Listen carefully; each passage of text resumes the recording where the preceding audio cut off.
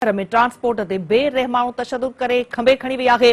Police सटालन जान मोहम्मद मक्सी के सख्त तशद्दुद जो निशानो बणाए जख्मी करे खंबे खणी वई आहे। नवाबशाह मां अवां सां अहम ख़बर शेयर कयूं पिया। नवाबशाह में पुलिस विच शहर में ट्रांसपोर्ट ते बेरहमानो तशद्दुद कयो आहे, उनखे खंबे खणी वई आहे। पुलिस सटालन जान मोहम्मद मक्सी के सख्त तशद्दुद जो निशानो बणाए जख्मी करे खंबे खणी वई आहे। अहम अपडेट्स अवां सां शेयर कयूं पिया।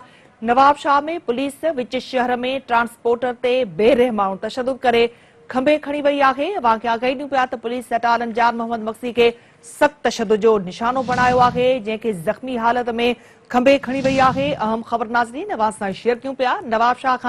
नवाबशाह में पुलिस विच शहर में ट्रांसपोर्टर ते बेरहमानो तशद्दुद करे खंबे खणी वई आहे। अवां पंहिंजी टीवी स्क्रीन ते ही फुटेजिस भी ॾिसी सघो था, जिते विच शहर में ट्रांसपोर्टर ते पुलिस पारां तशद्दुद कयो वियो आहे, जंहिंखां पोइ उनखे खंबे खणी वियो आहे।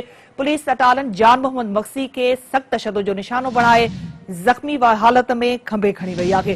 हिकु भेरो ॿीहर अवां सां इहा अहम ख़बर शेयर कंदा हलूं। नवाबशाह में पुलिस विच शहर में ट्रांसपोर्टर ते बेरहमानो तशद्दुद करे खंबे खणी वई। पुलिस सटालन जान मोहम्मद मक्सी के सख्त तशद्दुद जो निशानो बणाए जख्मी करे खंबे खणी वई आहे। इन ख़बर जा वधीक अपडेट्स मालूम करण लाइ असां राब्तो कयो आहे नवाबशाह में सिंध टीवी न्यूज़ जे ब्यूरो चीफ ज़ुल्फ़कार ख़ास केलीअ सां।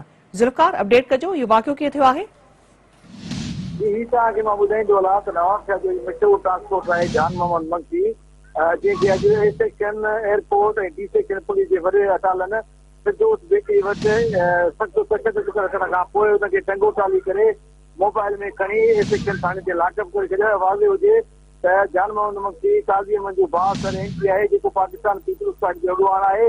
उन ते 16 करोड़ जे फ्रॉड जो केस आहे, जिते हिते बि अॻु अदालत शेर मोहम्मद उनर खे 3 साल सज़ा ॾिनी, तंहिंखां पोइ पुलिस जो हिन ते सख़्तु दबाव हो त शेर मोहम्मद उनर सां छा करे, ऐं हिन खां इनकार करण खां पोइ पुलिस अॼु हुनखे जेको आहे सख़्तु तशद्दुद सॼी दुनिया जी हदो शहरनि जी हदो हुनखे तशद्दुद करे हुनखे खंबे गुम करे वई आहे। इन हवाले सां मुंहिंजे सेक्शन जे जो हबीबुर रहमान लाशरी सां राब्तो थियो, पर उहो कंहिं बि ॿुधाइण खां इनकार कयो। जॾहिं पुलिस ॿुधाइण लाइ तयारु आहे, ॿुधाए थो वञे त हुनते पोइ मंशा जो केस दाख़िल कयो वेंदो या ॿियो को केस दाख़िल कयो वेंदो।